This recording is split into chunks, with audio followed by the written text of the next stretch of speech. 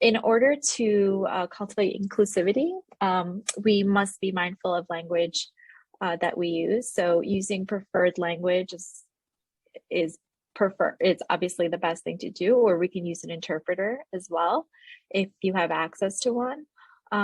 It's also really important to consult with a cultural broker as needed to kind of understand the values and the cultural systems at play for our patients. Another thing that has become more readily practiced is the exchange of gender pronouns during intake or scheduling. An example could be, these are my pronouns, what are your pronouns? We've provided a guide here to gender neutral language that you can use if you'd like. Next slide, please. We've also found it important to evaluate a patient's help-seeking perceptions and behaviors through questions, asking questions openly, such as, what do you think is the best way to deal with health problems like yours? And what does your family, friends, community, partner believe is the best way to deal with a health problem like the one that you're struggling with? And what led you to come to this clinic office in the first place?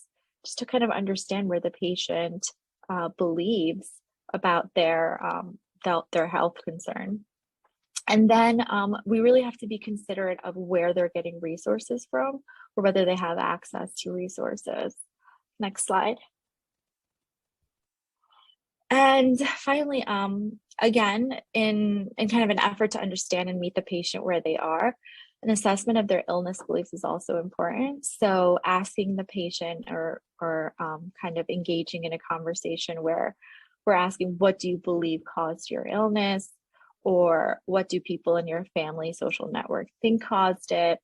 How do you explain it to others? How do you open a conversation about your illness with others? And what does it mean to be sick in your family or in your culture? Illness beliefs in chronic patients may restrict how they view recovery and may even enhance illness and suffering.